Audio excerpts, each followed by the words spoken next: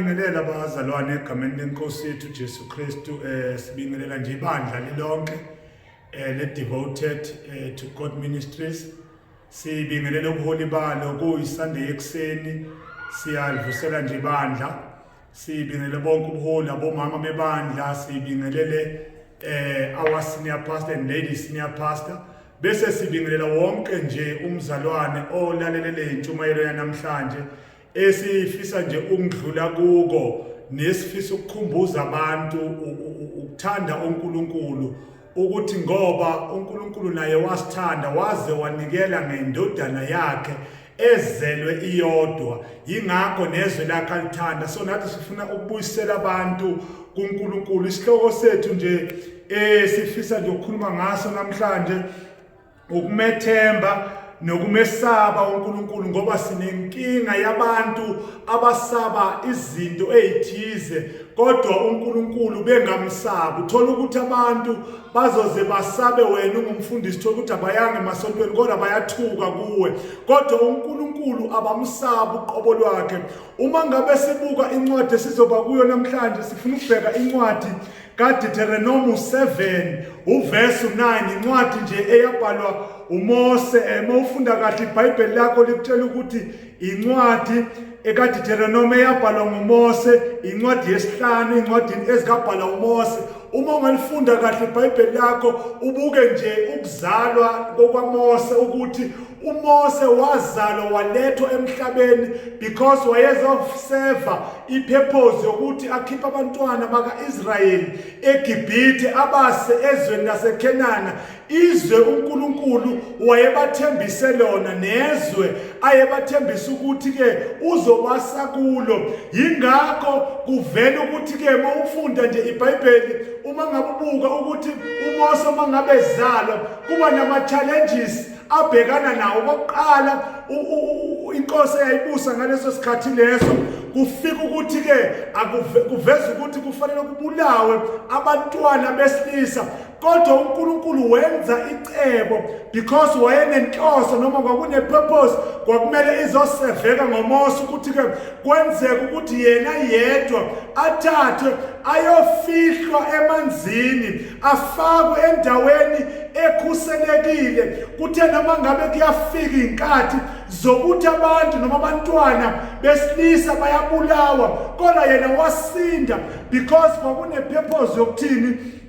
uzokhipha abantwana bakaIsrayeli eGibhithe abase ezweni laseKenani yilapho ke kwavela khona noma kwabe sekwagqama khona ukumthanda uNkulunkulu ukuthi abantu mabathande uNkulunkulu ngoba kwathi noma ngabe asekafika uNkulunkulu kuMose wafika masifunda iBhayibheli lifunda kahle nalangenhla ekuzalweni kwakhe uMose nasekuhambeni kwakhe eGibhithe mayebaleka emva kokuba kubonakala ukuthi ubulale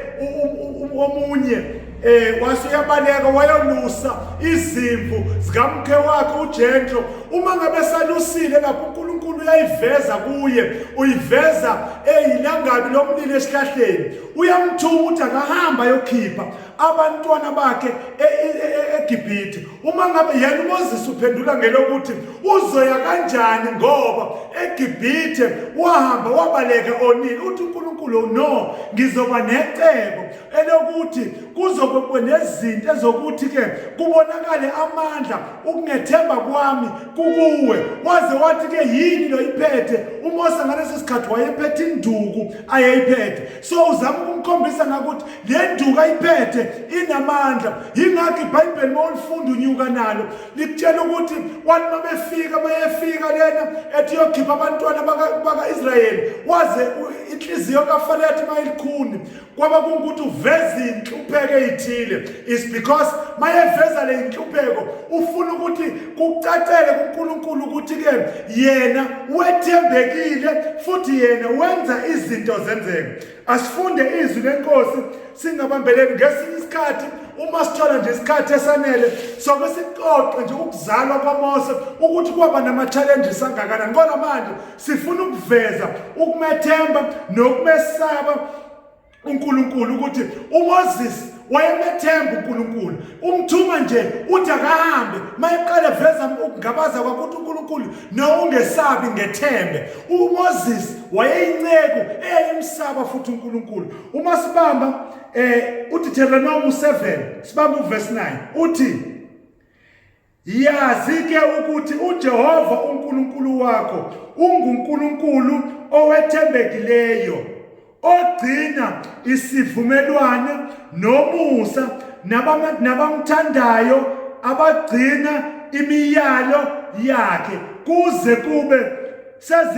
sezizukulwaneni ezizinkulungwane. Asifunde wagcina bese nje sikhuleka isizwe. uDeuteronomy 7 uverse 9 ufundeka kanje: yazi ke ukuthi uJehova uNkulunkulu wakho unguNkulunkulu othembekileyo, ogcina isivumelwano nomusa nabamthandayo, bagcine imiyalo yakhe kuze kube ezizukulwaneni ezizinkulungwane. Masibusise izwi, Baba ingcwele, izwi lakho liyaphilisa. Wena uNkulunkulu onamandla, uthi masazi izwi lakho ukuthi wena unguNkulunkulu owethembekile. Sithi olalele lo mlayezo namhlanje malingene izwi lakho, lingene kubo, balalele ngezindlebe zikamoya ngoba ezenyama zolimaza. Malibusiseke izwi lakho, malilande nolalele lo mlayezo aveze ukuthembeka kuwe ngegama lakhe elidumileyo. Amen. Sifuna ke ukukhuluma ngokuthembeka. Uthi lapha kuDeuteronomy, yazi ukuthi uJehova unguNkulunkulu wakho, unguNkulunkulu othembekileyo. uNkulunkulu mangabe sikhuluma ngoNkulunkulu othembekile, kusho ukuthi yena ngaso sonke isikhathi noma ngabe izinto noma izimo zinjani, yena kuthembisile kuwe uyakufeza. Yena okuyisithembiso kuwe uyakufeza. Sifuna ukusho ke namhlanje mawusalalela lapha ekhaya ukuthi ke uNkulunkulu wethembekile ngaso sonke isikhathi, akazeli akalali, wethembekile kithi singabantwana bakhe. Ingakho ethi masazi yena ngazo zonke inkathi, masikhuleke yena uze uthi ezwi lakhe singabi nabanye onkulunkulu ngaphandle kwakhe. It's because yena wethembekile, izethembiso zakhe zonke zimile ngunaphakade, aziguquki ngaso sonke isikhathi. Uthi ke ogcina isivumelwane nomusa, uthi yena uyasigcina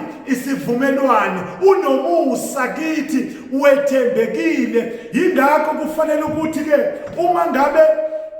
kunomusa ofanele ugcineke yena ngaso sonke isikhathi, wenza isiqiniseko sokuthi uyagcina umusa kuye. So mzalwane wami, sifuna ukukusho ukuthi ke uNkulunkulu wethu